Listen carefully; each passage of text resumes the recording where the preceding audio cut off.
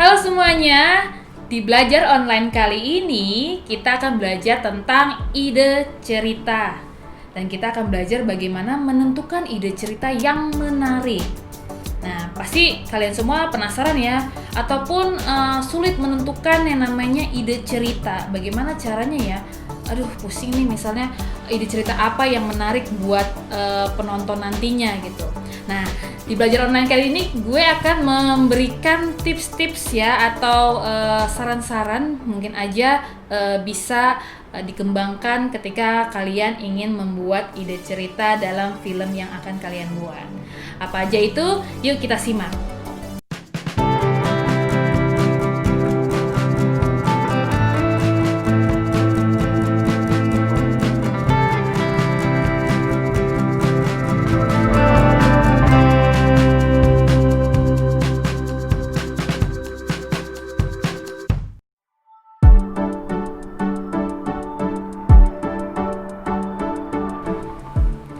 Nah, untuk membuat ide cerita yang menarik, gue punya empat cara bagaimana kita menemukan ide cerita.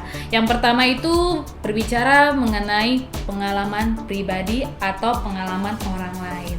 Contoh nih, kalau kita punya pengalaman pribadi yang menarik, ya punya kisah-kisah yang mungkin orang lain tuh akan tertarik dengan kisah-kisah cerita kita gitu. Itu bisa jadi contoh untuk ide ceritanya.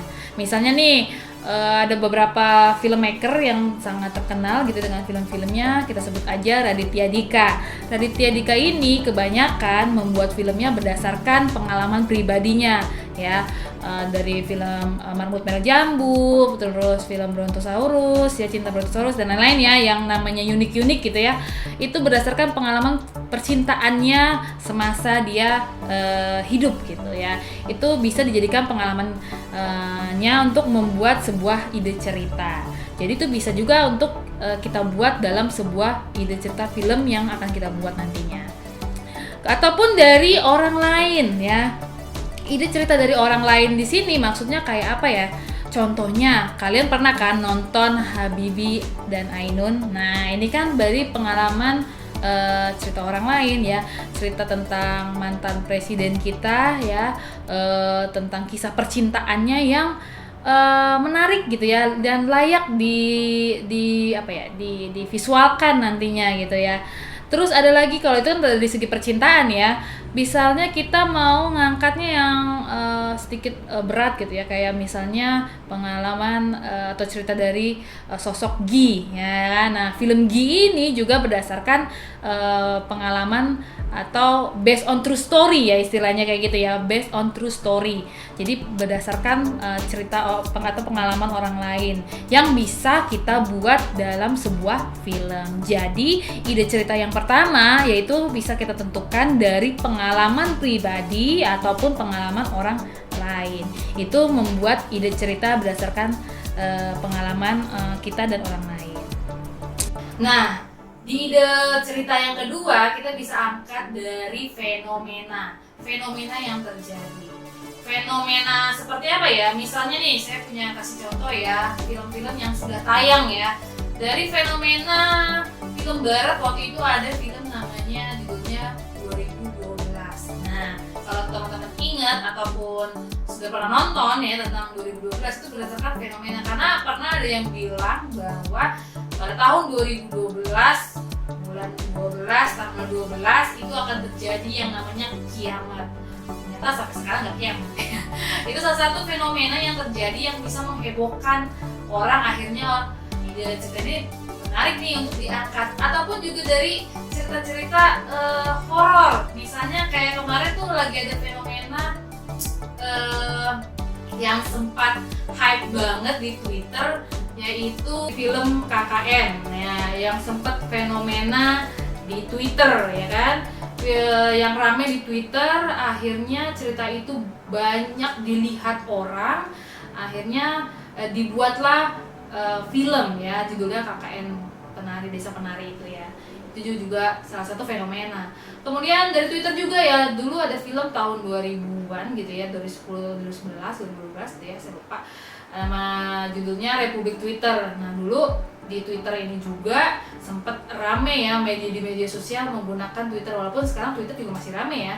Jadi bisa kita angkat tuh ide-ide cerita dari fenomena-fenomena yang terjadi. Jadi apa nih yang, atau misalnya kalian tertarik membahas mengenai fenomena TikTok gitu ya, ataupun mau membahas tentang fenomena yang ada di YouTube gitu ya, itu bisa diangkat. Banyak film-film yang diangkat dari fenomena seperti sekarang nih yang sedang tayang dari fenomena percintaan, misalnya filmnya dari Chandra Leo yang judulnya Bucin gitu ya. Itu kan salah satu dari fenomena yang ada kata bucin gitu ya, akhirnya dibuatlah ceritanya tentang kisah percintaan yang budak cinta lah dan lain-lain.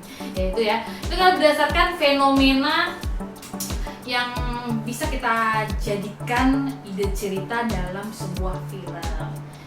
Itu yang kedua, yaitu fenomena. Dan yang ketiga itu berdasarkan membaca. Membaca di sini bukan membaca koran ya, atau membaca majalah, tapi bisa juga sih. Membaca di sini bisa kalian dari referensi membaca novel, membaca komik, ya itu salah satu juga referensi untuk membuat ide cerita yang menarik. Misal gini nih, ada beberapa banyak orang memang si penulis atau produser yang tertarik dengan novel gitu ya. Memang pada basically-nya berdasarkan novel dan dijadikan film. Misalnya seperti film Harry Potter gitu ya, kemudian film Twilight, kemudian banyak lah ya novel-novel yang akhirnya dibuatkan film gitu ya.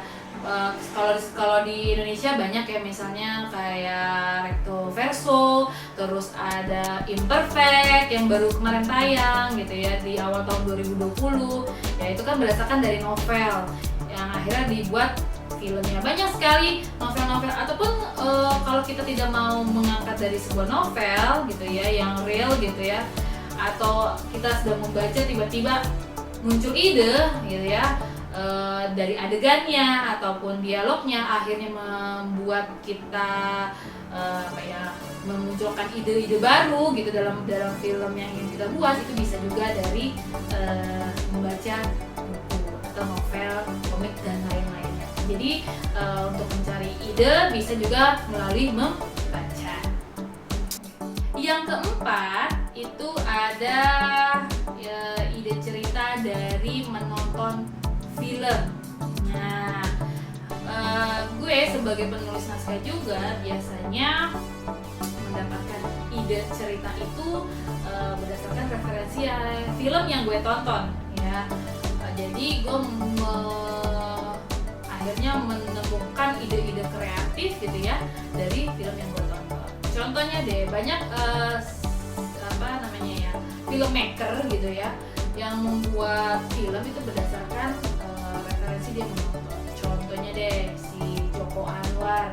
Joko Anwar ini kenapa film Pengabdi Setan ini jadi boom gitu ya, karena pada awalnya dia pada masa dia kecil dulu sering menonton Pengabdi Setan versi lamanya gitu ya. Akhirnya karena dia tertarik, selama 3 hari dia nggak bisa tidur ketika menonton itu, akhirnya kayaknya nih film bakalan boom lah gitu ya. Akhirnya dibuat kembali atau di remake gitu ya filmnya.